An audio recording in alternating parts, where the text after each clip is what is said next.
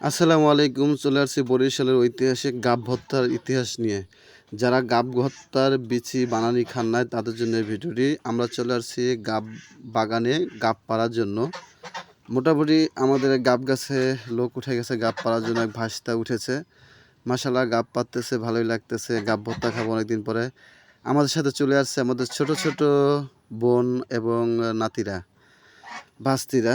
এই যে তারা পলালো, আমাদেরকে দেখে শরম পেয়েছে, গাব পেরে নিচে ফেলতেছে। দেখেন আমার ভাস্তি টোকাচ্ছে গাব। মাশাআল্লাহ ভালো অনেকগুলো গাব হয়েছে। গাবগুলো বিচিগুলো খুব সুন্দরই হবে মনে হচ্ছে, কারণ গাব মোটামুটি হয়েছে। গাব পাড়া শেষ এবং পলিথে ভরাও শেষ। দেখতে পাচ্ছেন কিভাবে গাব ভর্তা খাবো, আপনারা পুরো ভিডিওটি দেখবেন। এই যে চলে আসছি রাস্তার পাশেই গাব ফাটানোর জন্য। গাব ফাটিয়ে বিচিগুলো নিচ্ছি, দেখতে পাচ্ছেন কিভাবে নিতেছি। ঠিক গাবের বিচি ভর্তা খেতে গেলে এভাবেই করতে হবে।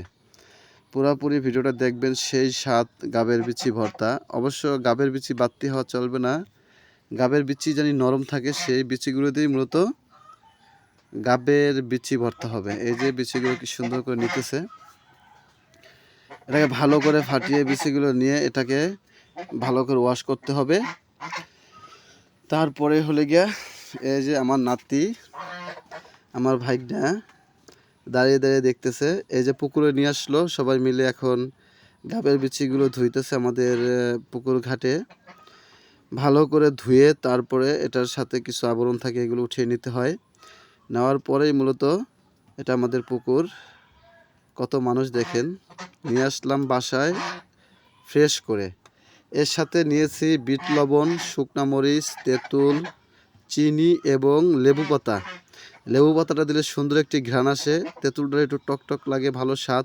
বিট লবণ দিলে আর একটু স্বাদ লাগে, শুকনা মরিচ দিলে একটু আরও স্বাদ লাগে। যাই হোক, যারা গাবের বিচি ভর্তা খাবেন তারা মূলত এগুলো দিবেন, দিলেই স্বাদ পাবেন, না দিলে কিন্তু স্বাদ পাবেন না।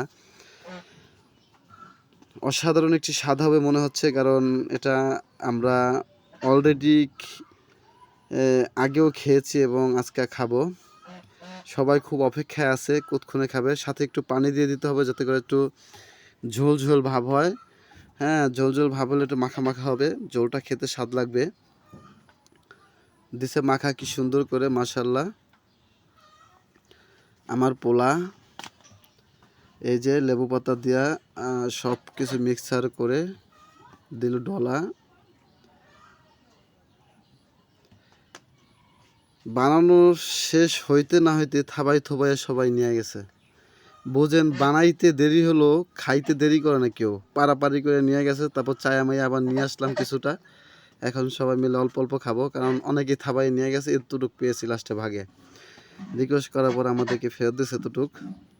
যাই হোক, আপনারা গাবের বিচি ভর্তা খেলে এভাবে বানাবেন, এবং ভিডিওটা ভালো লাগলে শেয়ার করে দেবেন, কমেন্ট বক্সে জানাবেন। আমাদের বরিশালের ঐতিহাসিক গাবের বিচি ভর্তা সেই স্বাদ।